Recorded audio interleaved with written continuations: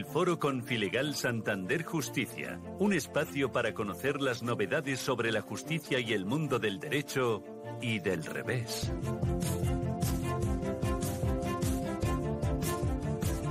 Buenas tardes, les habla Carlos Berbey. Parecía que no iba a llegar y ha llegado. Me refiero al anteproyecto de ley de enjuiciamiento criminal, el nuevo Código Procesal Penal que vendrá a sustituir al actual, vigente desde 1882, hace 138 años. 8 años, fíjense ustedes, antes de que se inventara el cine, para poner la cosa en perspectiva. Dicen que la tercera va la vencida porque esta es precisamente la tercera y cuenta con el beneplácito de los dos grandes partidos, el PSOE y el Partido Popular. De hecho, es una fusión mejorada de los proyectos que unos y otros hicieron en 2011 y 2013. Por eso, la seria posibilidad de que esta vez salga, y no sin polémica, ya avanzo, es muy clara. Porque muchos jueces no ven con buenos ojos que los fiscales vengan a sustituirlos en lo que se denomina instrucción o investigación de los delitos, dicho en Román Paladino, y muchos fiscales tampoco. Pero el ministro de Justicia, Juan Carlos Campo, parece tenerlo muy claro. ¿Es ahora o no será nunca?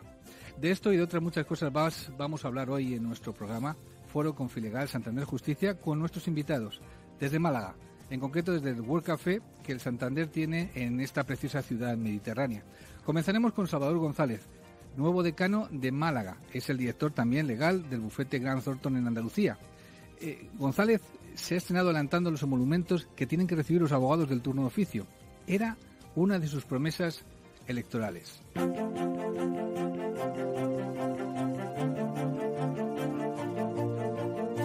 Titulares de la semana.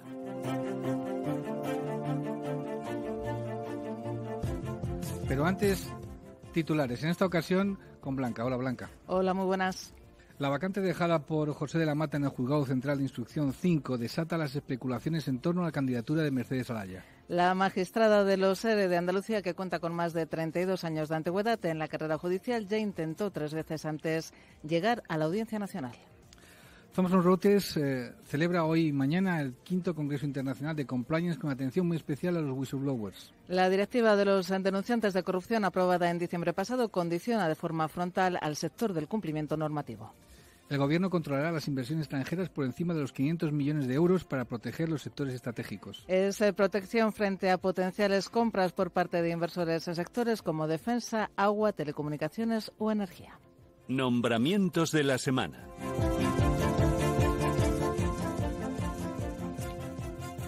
Ramón y Cajal Abogados ficha a María Fernández, ex vicepresidenta de la Comisión Nacional de los Mercados y la Competencia. Fernández, que se incorpora al despacho como asesora desde 2013 hasta el pasado mes de junio, fue vicepresidenta de ese órgano y presidenta de su sala de regulación. José Félix Mondelo, reelegido decano del Colegio de Abogados de Lugo. Mondelo repite por tercera vez consecutiva en unas elecciones marcadas por la ausencia de rivales.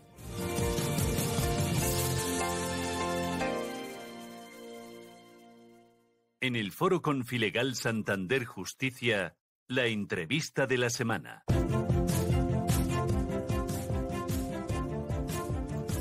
Comenzamos nuestra entrevista de hoy con Salvador González, nuevo decano del Colegio de Abogados de Málaga.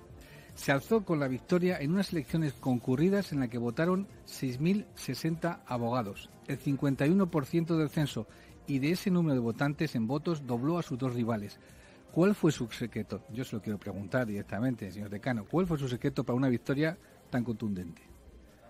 El secreto no fue tal secreto, fue que nos lanzamos a la calle, nos lanzamos a los despachos y hablamos con más de 1.000 abogados y les preguntamos por sus inquietudes, por lo que echaban en falta, por lo que demandaban de su colegio de abogados.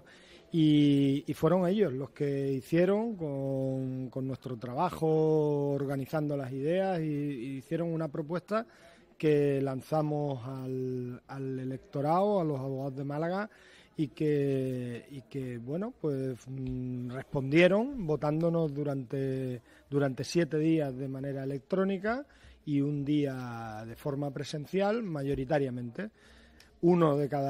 2 de cada 4 colegiados que votaron nos votaron a nosotros y solo 1 de cada 8 abogados de Málaga votaron continuar con la gestión anterior y con el tipo de colegio que habían tenido durante 8 años. Yo creo que los cambios en las instituciones, las nuevas etapas ilusionan y yo creo que lo que hemos ofrecido a los abogados de Málaga es ilusión por el cambio estaba en nuestro lema de campaña y queremos abordar el cambio con ilusión y que los abogados que nos vamos a ver obligados a cambiar en este mundo cambiante, en este mundo de pandemia, post-pandemia, vamos a tener que adaptarnos de una forma importante y ahí el colegio quiere tener un protagonismo.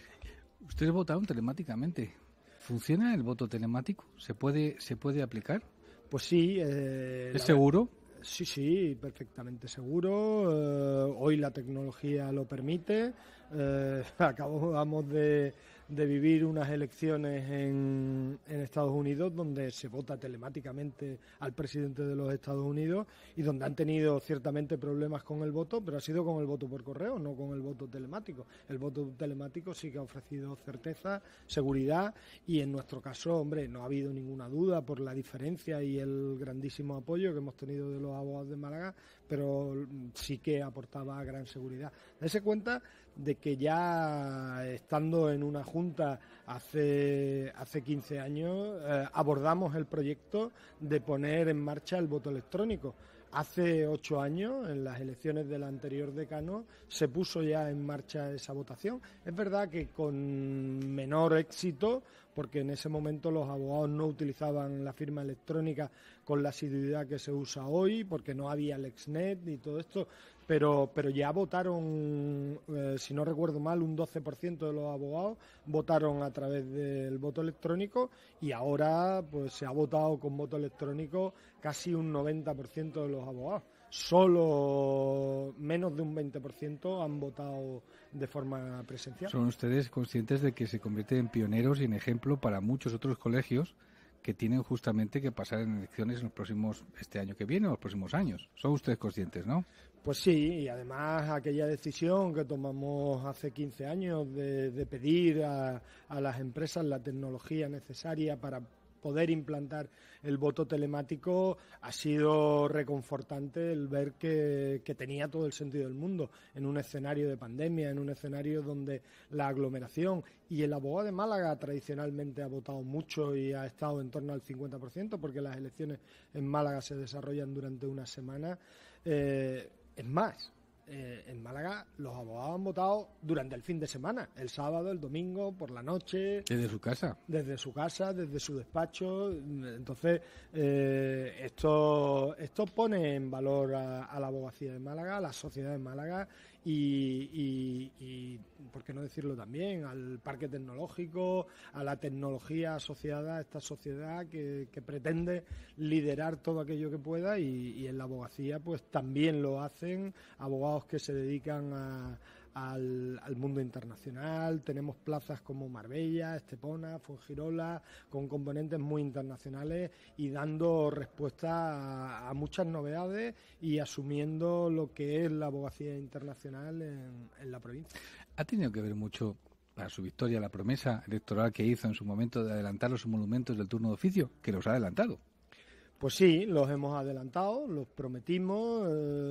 Yo, en mi paso por la Junta de Gobierno, he asumido la tesorería durante más de 4 años y conocía la tesorería porque la he seguido. Y es profesor mercantil, especialista en mercantil. Profesor de Derecho Mercantil en la Universidad de Málaga y me ha interesado. Creo que una de las partes de la política colegial es la económica y sabía de los recursos. Se ha ido haciendo un ahorro importante que se ha ido destinando a sedes. Nuestro colegio, a diferencia de otros, tienen un número importante de sedes físicas compradas, todas compradas con dinero, sin financiación externa, sin hipoteca, y podemos presumir de ello. Y también hemos hecho tesorería en cuenta corriente.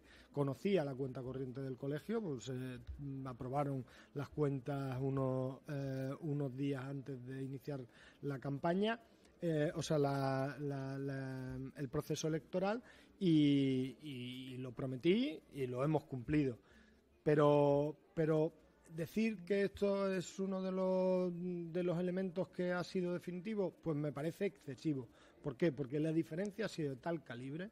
O sea, el que se haya conseguido más del doble que el segundo candidato, lo que pone de manifiesto es que se ha acertado en muchas cosas. Y cuando hemos acertado muchas cosas, lo que hemos acertado es en qué es lo que demandaba el colegiado de Málaga. Y una de las cosas que demandaba era esta, pero también otras muchas. ¿Qué es la Oficina de Desarrollo Profesional? Bueno, la Oficina de Desarrollo Profesional es algo que hemos escuchado a los abogados. La Oficina de Desarrollo Profesional es algo que hará que el abogado de Málaga intente lidiar con la posible brecha digital que se va a crear en una sociedad cada vez más tecnológica, que va a acercar las redes sociales, el marketing, la gestión de despachos, los programas de apoyo ¿Van ustedes a enseñar a todos estos jóvenes y demás, y no tan jóvenes, a utilizar todos estos recursos tecnológicos? Por supuesto, planes de negocio, planes anuales, planes bianuales, cartera de servicios, colocarlos en el mercado, colocarlos en la sociedad, decidir si quieren especializarse, unirse a redes nacionales, a redes internacionales, enseñarles cuál es el ejercicio profesional fuera de nuestras fronteras, de Málaga, de España, traer a gente de Hamburgo, de Londres, de cualquier parte del mundo a explicarnos por dónde va su abogacía, porque puede ser interesante y no siempre los despachos pequeños tienen acceso a esto, y como no se lo facilitemos los colegios, no se lo facilitará a nadie. ¿En qué consiste la Oficina de Defensa de la Abogacía? Pues junto con esta necesidad que tienen los abogados de salir al mercado y de sacar sus números, porque al final los abogados todos levantan una persiana cada mañana, el abogado se encuentra ante situaciones muy complicadas. El abogado muchas veces es un autónomo, individual, o que pertenece a un pequeño despacho donde se comparten gastos, o con cualquier otra fórmula asociativa. Tiene problemas de enfermedades de larga duración, tiene problemas de conciliación familiar, tiene problemas con otros operadores jurídicos, con jueces, con procuradores, tiene problemas con sus clientes, problemas de deontología, de responsabilidad civil, y en esto el colegio no puede mirar a otro lado. El colegio tiene que ponerse al lado del colegiado y tiene que acompañarle. El colegio es capaz de recuperar todo el know-how de la totalidad de los abogados. Oye, ¿cómo tengo que reclamarle a la mutualidad mi prestación? ¿Cómo lo tengo que hacer a la seguridad social? ¿Cómo tengo que suspender los juicios? ¿Cómo tengo que reaccionar ante un trato indebido por parte de un juzgado? Todo esto a un abogado le pasa una vez, 2 veces, 3 veces. A los 6.000 abogados de Málaga les pasa todos los días. Vamos a reaccionar con uno, vamos a crear conocimiento y vamos a ofrecerlo a los 6.000 y vamos a ponernos al lado suyo. Son momentos difíciles y en esos momentos son esos momentos donde tiene que estar el colegio con el abogado. Y para el colegio no es difícil, porque va a crear conocimiento, porque va a saber lo que tiene que hacer, y el abogado individual muchas veces no lo sabe. Se encuentra a las puertas de una operación y teniendo que buscar a alguien que le suspenda un juicio, pidiendo que después va a tener un posoperatorio donde no va a tener la posibilidad que le pida la prestación a la mutualidad o a la seguridad social. Y todo esto lo podemos hacer implementando tecnología. Es verdad que los recursos de los colegios son limitados, pero la tecnología hoy permite muchas cosas. Vamos a gestionar todo ese know-how, vamos a ponerlo a favor de la defensa de la abogacía, de la verdadera defensa de la abogacía. ¿Por qué es tan importante la Ley Orgánica del Derecho de Defensa que ustedes los abogados vienen reivindicando desde tiempo inmemorial? Bueno, los abogados siempre hablamos de que somos la profesión que aparece en la Constitución española, que lo hace por 2 veces, siempre en nuestros escritos, la cúspide de la pirámide en la que basamos toda nuestra argumentación es el artículo 24 de la Constitución española, es el derecho de defensa, y ese artículo requería, y la abogacía lo viene demandando desde hace muchos años, un desarrollo donde se concreta. Es un derecho tan importante para la ciudadanía, para la abogacía, que requiere de un desarrollo. La sociedad demanda además ese desarrollo. Bueno, pues lo que parece que se ha dado el primer paso y se está trabajando en ello es, me consta, y el viernes estuve en mi primer pleno del Consejo General de la Abogacía y allí se informó sobre los avances de esta ley, y lo que queremos es que se concrete en la medida de lo posible, porque no queremos que sea un numerus clausus. Este derecho de defensa es muy amplio, tiene que inundar todo nuestro ordenamiento jurídico, pero tiene que dejarse claro ya algunas cuestiones que son básicas, pues el secreto profesional, algunas reivindicaciones de la abogacía que tenemos que llevar ahí. Y en esto estamos luchando. Hay otros intereses ciudadanos que pueden colisionar, que pueden competir, pero los nuestros vamos a intentar que salgan adelante en esta ley. Yo supongo que estos son tiempos de cambio en los cuales se están haciendo muchas leyes y bueno, supongo que esta ley también cubrirá un agujero negro que llevó al conflicto a la abogacía de Madrid, por ejemplo, con el propio gobierno, el Ministerio de Justicia, que era quien pagaba a los abogados que defendían a las personas jurídicas, a las empresas. ¿Se acuerda, no? Uh-huh. Ahora en el presupuesto, si es de acuerdo con una normativa que van a aprobar y demás, si el juez ordena que se defienda a alguien, pues se va a pagar. Pero evidentemente este tipo de agujeros, que decir, muchas veces la arquitectura legal que se lleva a cabo en el Parlamento no es demasiado buena, porque digamos que la imputación, la posible imputación de las personas jurídicas se hace en 2011, si mal no recuerdo, no 2010, y la ley de asistencia gratuita es de 1996, por tanto no contemplaba justamente que una empresa pudiera.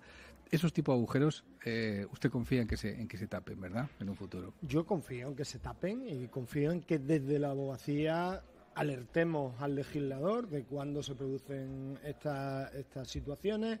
Yo creo que en todo esto el Consejo General ha avanzado, cada día tienen más recursos para apoyar que esto no se produzca. Pero lógicamente desde la abogacía tenemos que estar ojo a visor, tenemos que estar encima de todos los procesos legislativos, tenemos que llamar la atención, y más cuando somos afectados directamente, no solo el ciudadano, sino que aquí son los abogados los que... Aquí no se trabaja por la cara, digamos, ¿verdad? Bueno, que no?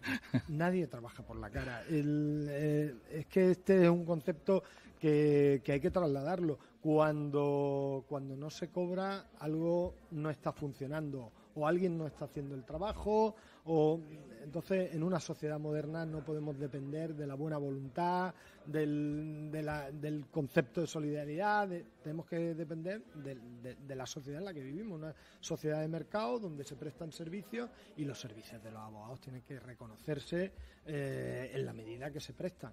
Y el resto es equivocarse. Si una administración no paga debidamente el turno de oficio, lo que estará es prestándole un servicio de turno de oficio con carencia, porque hay algo que no se está pagando, y no siempre los abogados de oficio son los abogados más comprometidos, es la abogacía más solidaria, más comprometida, pero todo tiene un límite. Y ese límite pues se está traspasando ya desde hace muchos años. Evidentemente. A ver, hemos empezado nuestro programa lanzando el balón del anteproyecto de la ley de enjuiciamiento criminal. Ya sé que son 3 días prácticamente desde que se ha conocido, y se ha conocido pues subrepticiamente, porque uno ha conseguido acceso al documento no sin diversas dificultades. Su pueblo ha hecho una ojeada. ¿Cómo lo valora globalmente de cara al abogado? Pues el hecho de que, por ejemplo, el fiscal sea el que instruya, ¿les beneficia o no les beneficia? Yo creo que respecto de la abogacía, mi valoración es social. Yo creo que la sociedad le beneficia. ¿Por qué le beneficia? Porque es un modelo que está testado en toda Europa, en los países más desarrollados. Es un modelo que tiene que ser de avance, y además es una gran oportunidad. Es una oportunidad para que abordemos la defensa de las sociedades, que no estaba prevista en la ley de enjuiciamiento antigua. Es una oportunidad para que, como decías al principio, para que demos un salto y abandonemos una ley de 1800 y pico que está absolutamente parcheada. Es una oportunidad para la mediación penal, es una oportunidad para que decididamente las administraciones y los políticos apuesten por la justicia. Todo esto, como comentaba, son unos cauces generales donde tiene que discurrir el proceso, pero todo todo esto requiere de una reestructuración profunda de los medios de la justicia. Es que hay que reestructurar todas las fiscalías, no la Fiscalía General del Estado, todas las fiscalías en todos los pueblos, en todas las ciudades, y hay que reestructurar los juzgados de instrucción, las oficinas judiciales. Es una oportunidad para que pongamos la tecnología a favor de la justicia, es una oportunidad para que el abogado esté más cerca de su defendido, es una oportunidad para que esa pena de telediario que muchas veces se produce no se produzca. Hay unas garantías, vamos a tener un juez de garantía que va a hacer que una denuncia no implique la muerte en vida. El otro día en Málaga teníamos un empresario que había hecho un libro sobre cómo había vivido una imputación que todavía no se ha terminado después de más de 10 años de procedimiento, y cómo eso había afectado a su vida y a su profesión. Entonces, hay muchas oportunidades. Como todo en la vida, esto es una oportunidad. El cambio es una oportunidad. Si el cambio además viene tutelado por las directrices de la Unión Europea, viene tutelado por los dos grandes partidos de este país, es una gran oportunidad. Que no se desperdicie, que no vuelva a no avanzar, que no perdamos la oportunidad de dotar de medios para que esto salga adelante. El anteproyecto de ley de enjuiciamiento criminal contiene dos cosas que nosotros en Confilegal hemos cubierto muy directamente, y es, por ejemplo, en uno de los artículos dice que el acusado ya no tendrá que declarar al comienzo, como ocurre ahora mismo, sino que declarará en la fase de los testigos de la defensa, si quiere declarar, evidentemente. Esto es un avance, desde su punto de vista, es un avance de cara a la preservación de la presunción de inocencia. Sí, por supuesto que sí. Pues no es lo mismo interrogar al acusado al principio que cuando has escuchado al resto, ¿no? Totalmente, porque además la posición que puede tomar el abogado, el asesoramiento, porque claro, ir sin conocer los elementos de la acusación a una declaración sin tener todas las claves, pues es una situación de desventaja. El abogado y la labor del abogado en este procedimiento, siempre que esto se desarrolle convenientemente y se doten de medios y se produzca la disociación del trabajo de la Fiscalía con la política y con otros elementos ajenos a lo que debe ser la justicia. Esto es un avance importante para la abogacía y para la sociedad. Otra cosa que se reivindicaba era que lo que está ocurriendo en los juicios en jurado, se sabe, que el acusado esté sentado cerca o al lado de su abogado, se generalice a todos los juicios de lo penal. Y tal como lo hemos contado nosotros, que en el acceso que hemos tenido al anteproyecto, dice que es así, que a partir de este momento, cuando se apruebe, cuando sea el momento, van a poder sentarse con sus abogados. Para ustedes, bueno, en cierto modo es una ventaja, digo, porque en algún momento dado su cliente les puede indicar, cuidado, que este está diciendo esto y no es así. Es una ventaja, es una garantía y además es más humano. Que la persona que te esté defendiendo esté junto a ti, esté empatizando, esté escuchándote ese comentario, como decías, que te ayuda. Bueno, oye, pues todo eso son avances. Yo estoy convencido, nuestra campaña era Derecho al Cambio, y yo creo que la sociedad española tiene derecho a cambiar, a mejorar, y ese impulso, venga de donde venga, aprovechémoslo. No dejemos de impulsarnos, no dejemos de explorar nuevos caminos que no siempre, o sea, que normalmente se dan para mejorar. A mí me gustaría saber una opinión suya acerca de algo que ocurre todos los días en los tribunales españoles. Yo cuando he ido a un juicio, siempre, ya sabe que los juicios se celebran, sobre todo lo penal, la audiencia provincial, etcétera, etcétera, pues todo en una mañana. Uno, otro juicio, otro juicio, otro juicio, otro juicio.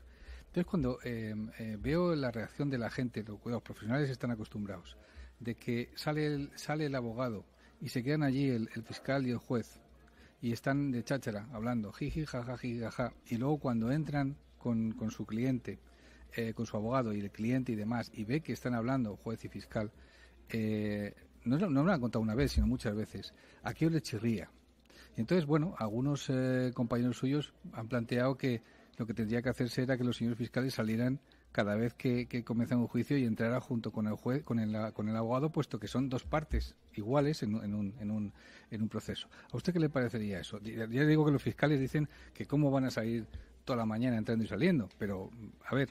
Bueno, esto es una cuestión que podemos solucionar. El Tribunal de Derechos Humanos dice que la apariencia de imparcialidad es tan importante como la imparcialidad misma.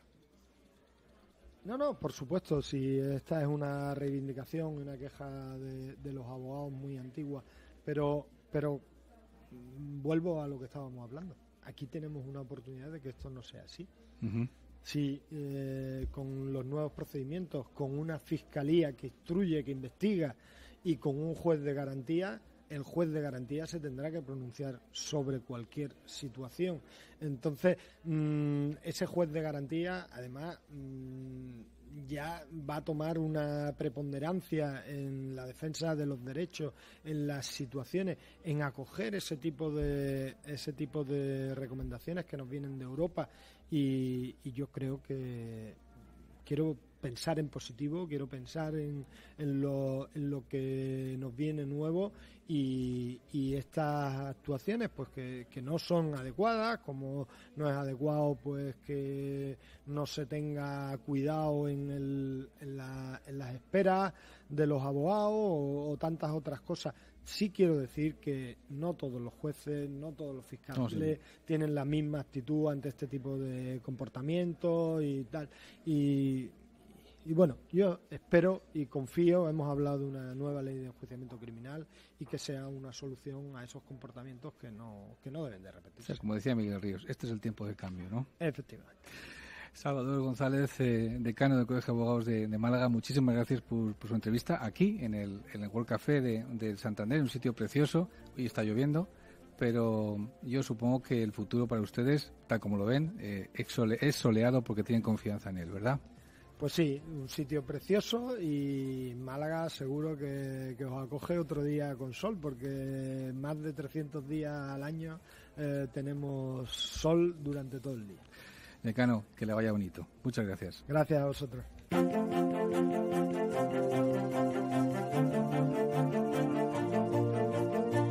Las opiniones enriquecen y ayudan. Tertulia del Foro con Filegal Santander Justicia.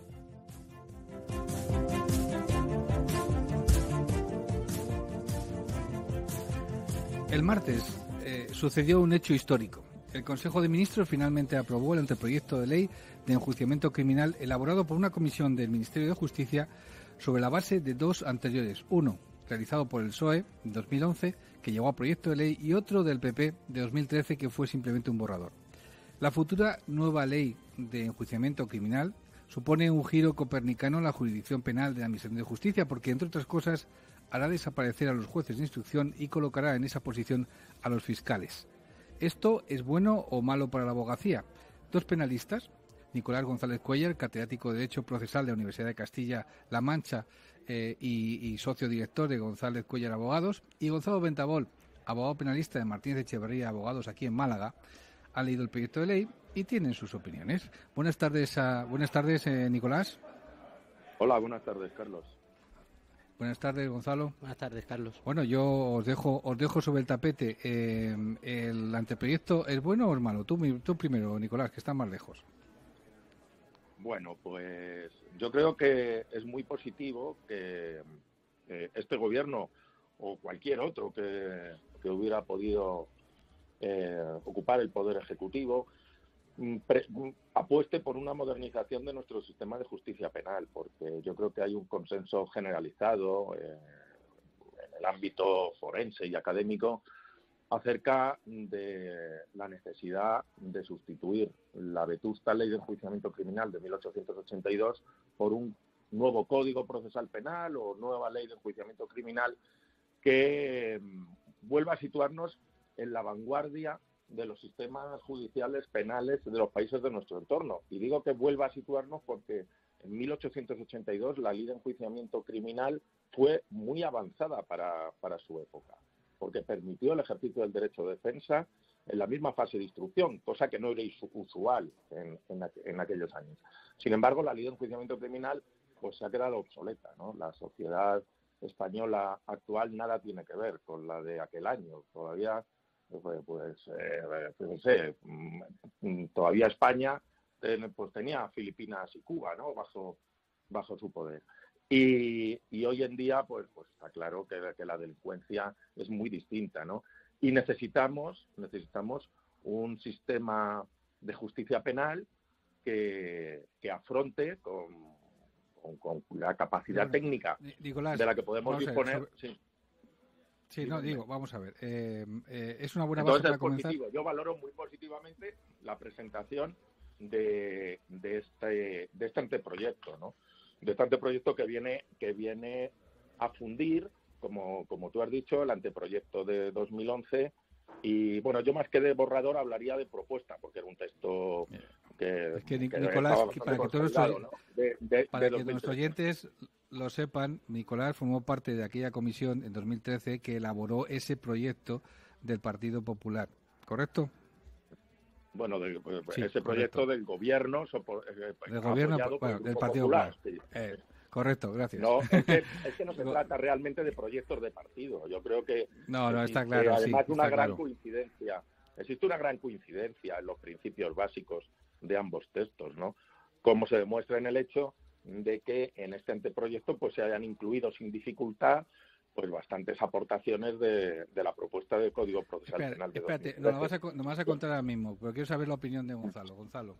Sí, bueno, yo coincido con Nicolás en que es una reforma necesaria y que sí que es indudable que necesita un máximo consenso tanto obviamente de los partidos políticos para que salga adelante como de los operadores jurídicos. Y en este sentido habéis comentado que Nicolás participó en el año 2013 y, salvo error, me ha parecido leer que la nueva comisión no ha intervenido ningún abogado. Creo que son 5 fiscales, 3 magistrados y 2 profesores de universidad. Y quizá por plantear como de punto de partida, quizá eso sería una crítica, porque entiendo que aunque parece ser que están muy abiertos a que ahora tenga un periodo de consultas, sí que creo que es importante contar con la abogacía para este proyecto. Es muy importante. Tú lo compartes, ¿no, Nicolás?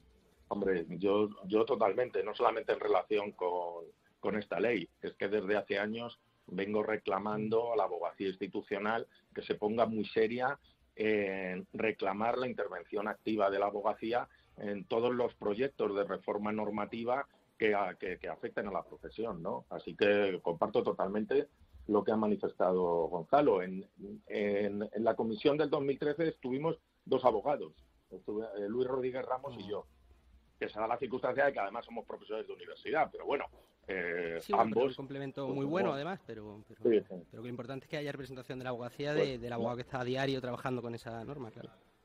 Coincido plenamente.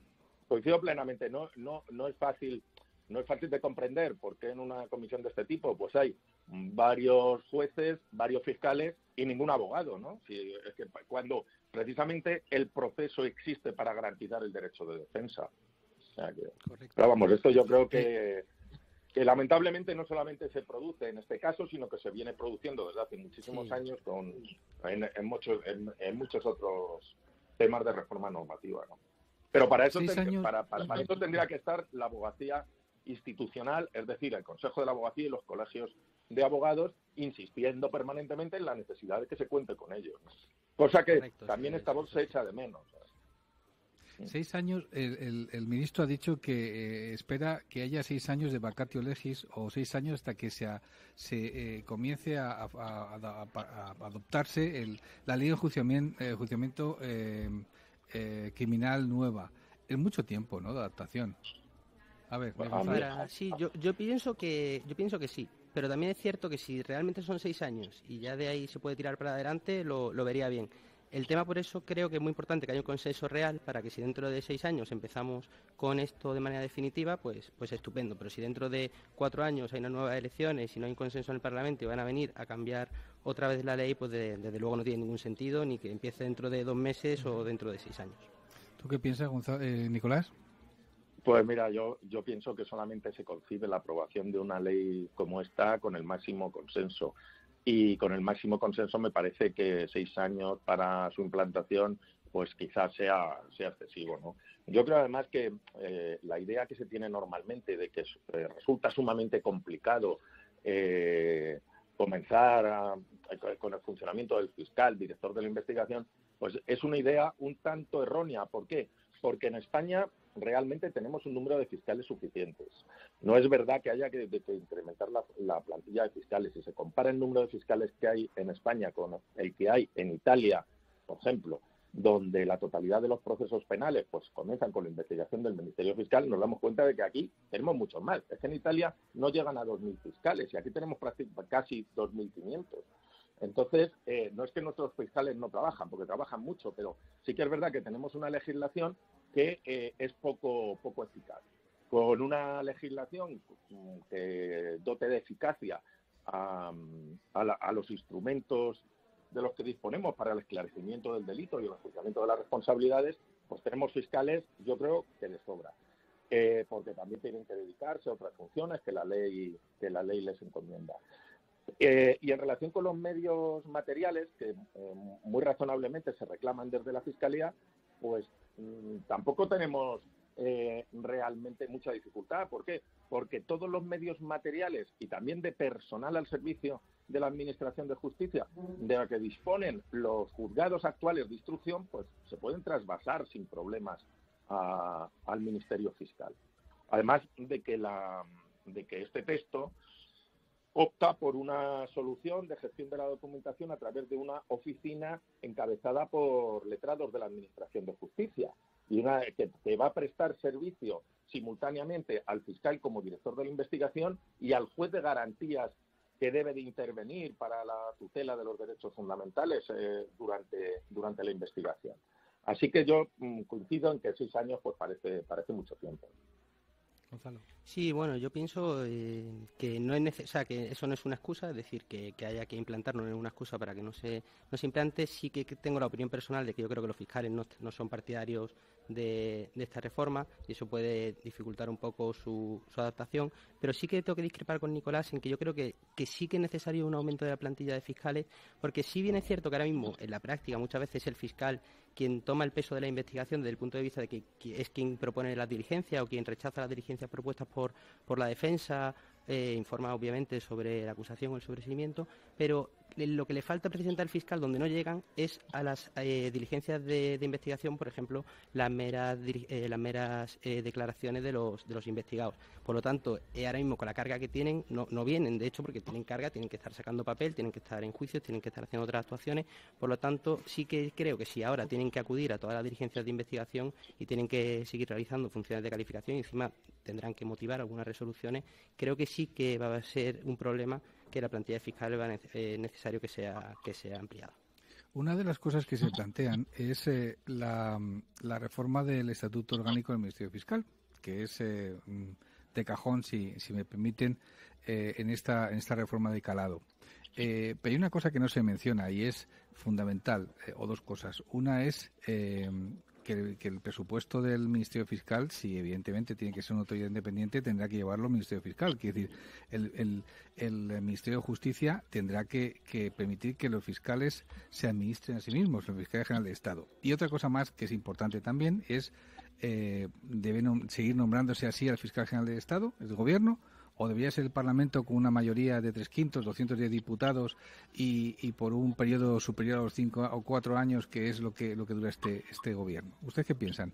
Gonzalo, por ejemplo, tú. Sí, a ver, yo opino que obviamente se habla de que precisamente uno de los objetivos de esta reforma, desde el punto de vista de atribuir la investigación al Ministerio Fiscal, es adaptarnos a la regulación del resto de países europeos, pero claro, que en el resto de países europeos el Ministerio Fiscal no depende del gobierno.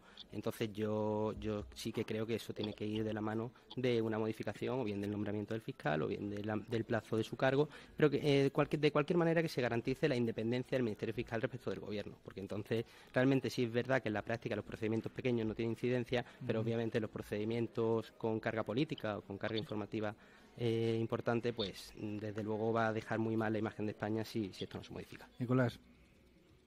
Bueno, vamos a ver. Yo no creo que sea necesaria una reforma constitucional sobre el sistema de designación del fiscal general del Estado para atribuir a la Fiscalía la dirección de la investigación. Sí que creo que es muy positivo o incluso necesario que se fortalezca la independencia de la Fiscalía en la investigación del delito para evitar cualquier tipo de interferencia política en los procesos penales o incluso de apariencia de posible interferencia política. A estos efectos se pueden establecer sistemas de protección mediante la reforma del Estatuto Orgánico del Ministerio Fiscal, que yo creo que debería ir en paralelo a la discusión de este... ¿Estás de acuerdo en que quizá haya... Pero me gustaría... A ver, Nicolás, ¿pero estás de acuerdo? Carlos, Dime. Me gustaría añadir una cosa para evitar cierta confusión, porque se ha dicho que en España la Fiscalía depende del Ejecutivo a diferencia de los países europeos. Bueno, vamos a ver, en muchos países europeos al fiscal general o cargo equivalente le elige el Ejecutivo. Otra cosa es que resulta contrario al derecho de la Unión Europea, como ha dicho el Tribunal de Justicia, que reciba órdenes el fiscal del Ejecutivo. Eso no debe pasar en ningún país europeo y no pasa en España. O sea, el Poder Ejecutivo, el Gobierno, no puede dar constitucional o legalmente órdenes al Ministerio Fiscal. Es verdad que, como designa el Gobierno al titular de la Fiscalía General del Estado, actual fiscal general del Estado, sí. Pues, oye, la sociedad puede tener la duda de si es posible una interferencia, pero constitucional y legalmente esa interferencia está claro que queda prohibida. Y lo que se debe hacer es fortalecer los mecanismos para evitar que pueda pasar. Pero el hecho de que el Gobierno nombre al fiscal general del Estado o a la fiscal general del Estado, eso es algo que es perfectamente común en los países de nuestro entorno. Y eso no invalida el modelo del fiscal investigador. Pero eso sí, con una paralela reforma del Estatuto Orgánico del Ministerio Fiscal para que se establezcan mecanismos que impidan que pueda haber tales interferencias. En este sentido, yo creo que ¿Y el presupuesto? ¿Y el presupuesto quién lo controla? Bueno, y el presupuesto, vamos a ver, todo lo que sea fortalecer la independencia de la Fiscalía me parece bien. No solamente el presupuesto, por ejemplo, la Fiscalía debería de tener su propia escuela judicial. Igual que el Consejo General del Poder Judicial tiene una escuela judicial, pues la escuela de fiscales debería estar a cargo de la Fiscalía General, no insertada en el Ministerio de Justicia. Y las decisiones organizativas sobre el Ministerio Fiscal pues no deberían de depender del Ministerio de Justicia, sino que tendrían que residenciarse en la Fiscalía General del Estado. Y añado un punto más que yo creo que es de suma trascendencia, que es la asignación a la Fiscalía General del Estado de, si no la Policía Judicial en su conjunto, sí unidades orgánicas de la Policía Judicial que le permitan desarrollar las investigaciones en los procesos penales las investigaciones que se pretende que dirijan, ¿no? Siguiendo pues el modelo del FBI norteamericano, que depende del Departamento de Justicia. Eso me lleva al siguiente planteamiento. Espera un momento, que esto me lleva a otro planteamiento que es importante. ¿Eso contempla la posibilidad de que vosotros, abogados, contratéis a detectives privados para investigar determinados casos vuestros? Pregunto, no sé. Bueno, cuando hay un estilo americano, los detectives privados no pueden intervenir, ¿eh? No, hay claro. una prohibición. Es verdad que depende del delito. No, bueno, pero yo creo que Nicolás se refiere a otra cosa cuando ha hecho esa puntualización. Dime. No, que Nicolás se refiere a... Sí. Habla tú, Nicolás, pasa tú. No, por favor.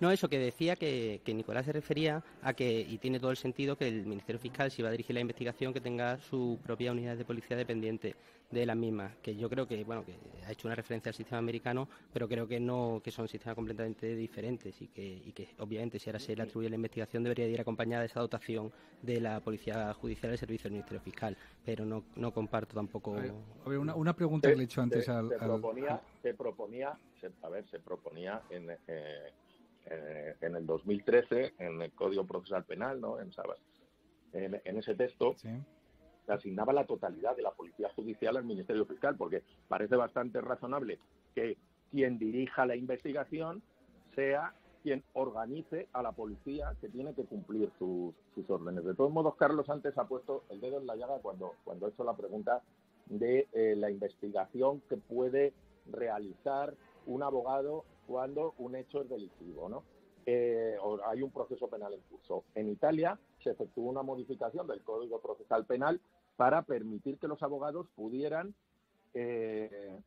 ostentar autoridad para llamar a testigos y recibirles declaración, para de alguna manera equilibrar la posición del Ministerio Fiscal, que tiene a su servicio pues el poder público, y la posición de la defensa. En la propuesta de 2013 nos inclinamos por otra solución, que era no solamente permitir que el abogado, por supuesto, pudiera solicitar diligencias de investigación a la Fiscalía, sino impugnar ante el juez de garantías las denegaciones de diligencias o incluso el silencio, es decir, la falta de respuesta del Ministerio Fiscal a la petición de diligencias. Y este ha sido uno de los puntos mayores de controversia entre los partidarios del modelo del 2011 y los de la propuesta del 2013. Por supuesto que el anteproyecto aprobado el martes por el Consejo de Ministros se inclina por el anteproyecto por la solución dada en el anteproyecto del 2011, con ciertos matices, ¿no? Pero yo creo que ahí va a estar fundamentalmente el terreno de discusión, ¿no? ¿Hasta qué punto se va a tutelar las peticiones de medidas de investigación realizadas por la defensa o por los abogados de las otras partes acusadoras, acusación particular o acusación popular, cuando el Ministerio Fiscal o bien la rechace o bien no se pronuncie? Aquí en este anteproyecto se permite que esas solicitudes se vuelvan a reiterar ante el juez de la audiencia preliminar, ¿no? Que es un juez distinto al juez de garantías, que es el que luego valora el fundamento de la acusación para pasar a la fase de enjuiciamiento. Pero yo creo que ese modelo es insuficiente. Yo creo que aquí es donde el consenso se debería fraguar, llegar a un punto de aproximación para evitar situaciones de indefensión. Visto. Nicolás, todo lo que comienza tiene su fin, ¿verdad que sí? A mí me ha encantado esta tertulia. Debíamos continuar en un futuro, pero vamos, supongo que el recorrido de la nueva anteproyecto pues nos llevará justamente a encontrar la luz de una vez. Gonzalo Ventabol, de esto del Echevarría Abogados, perdón, un bufete que tiene una gran potencia aquí en Málaga, y Nicolás González Cuéllar, ya sabes, amigo, socio director de González Cuéllar Abogados. Gracias a los dos por vuestras opiniones en torno a este anteproyecto de ley que no hace más que comenzar. Nos seguimos viendo en una próxima ocasión, y a ustedes, queridos amigos, queridos oyentes, pues ya saben, dentro de una semana, aquí, otra vez, en Foro Confidencial Santander Justicia. Hasta pronto. Muy bien, Carlos.